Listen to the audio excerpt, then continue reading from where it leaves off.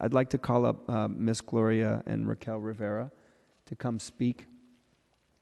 These are two current family members with a sister in the Davies facility.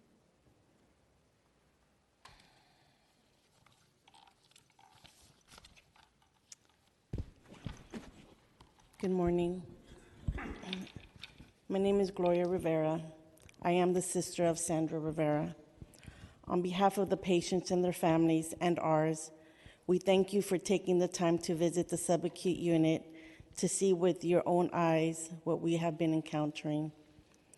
We are here today because half of the 17 subacute patients that were transferred from St. Luke's died within 1 year. CPMC has not been keeping their promises. They have not been providing the quality of care that they had assured us. Patients are being neglected due to lack of staffing. There is no urgency when answering patient call lights. They have inexperienced staff and floaters who are not familiar with the patients and equipment. Patients are not being checked for suctioning. Something needs to be done now to ensure the remaining patients do not die from neglect. At this rate, there may only be 4 left by the time December comes. This is why we need this subacute unit reopened. These rooms have already been specifically retrofitted for the original 17 subacute patients that were transferred. In the best interest for CPMC's current patients and the community, CPMC should maintain and admit new patients so that there is an adequate level of staffing and continuity of care at all times. How do you explain 8 deaths in less than a year soon after going to a new facility? CPMC is working diligently to get rid of these sick patients, whether by transfer, sent home, or by death. For example, one patient was convinced that she was well enough to go home only within 3 months after being transferred to Davies, released, and then admitted back into a subacute facility out of county, all the way in Sacramento. For another patient, which is my sister, who is developmentally disabled, CPMC contacted an agency without our knowledge to find out the qualifications to have her transferred to a group home. And yet more recently, another family member was told their sister was ready to go home, even though she still required much further rehabilitation. We have families grieving today because of CPMC's lack of care for their subacute patients.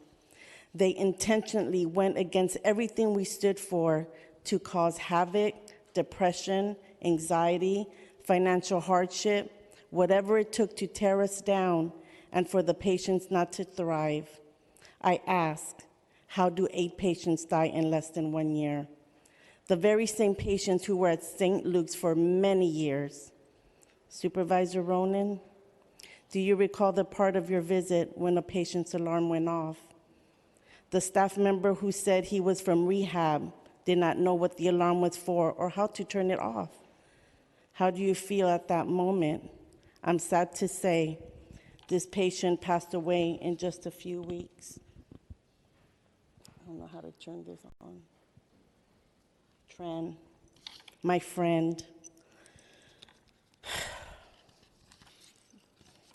Supervisor Stephanie, how did you feel seeing how helpless these fragile patients are?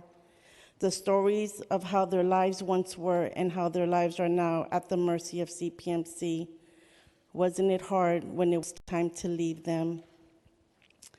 When Supervisor Yee and Walton visited the unit, as you know, Stephanie, Mr. Browner came to our group and totally dismissed the families and asked Supervisor Walton and yourself to step into an office with him so he can talk privately with you. But Supervisor Walton refused his invitation and stated to Browner that whatever he has to say, he can say it in front of the families. Supervisor Safai and Stephanie, just like you've seen how the staff was, the day you both arrived, because they knew we were coming, is how the subacute should have been staffed at all times. Where is the transparency and compassion for the families? In addition, inadequate staffing, the subacute patients are also not thriving because they do not have a designated activities coordinator to give them stimulation throughout the day, because the activities coordinator is handling both the SNF and subacute patients. The priority is given to the SNF patients who are more alert and mobile. The subacute patients had an outstanding designated activities coordinator at St. Luke's. She went above and beyond her duties and cared for them as if they were her own family, such as washing their hair, nail painting, and helping the nurses. They should have a distinct or separate activities coordinator just for the subacute. Questions to CPMC. Why have there been so many deaths? How many more deaths are you all willing to sacrifice before a change is made?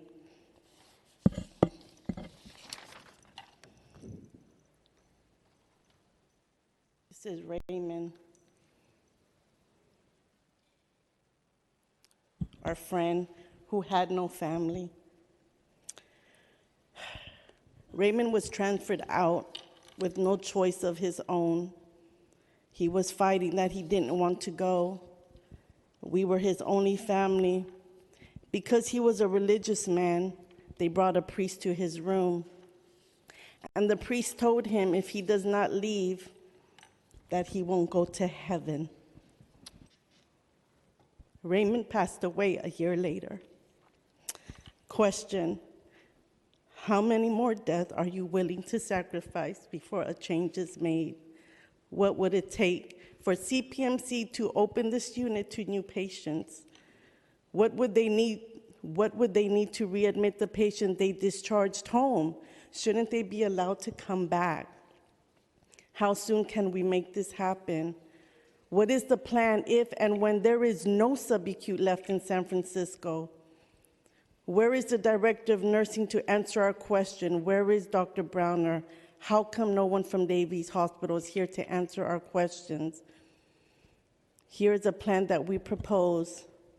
CPMC already retrofitted rooms specifically for subacute care for at least 17 patients. We can end this fight today if they are willing to keep these beds open for new subacute patients. When she was speaking on, there are over 2,000 SNF beds and only 8 subacute. That's less than 1%. Thank you. Thank you, Ms. Rivera. Is your sister also going to present, or were you presenting for both? I'm just the one presenting. Okay. And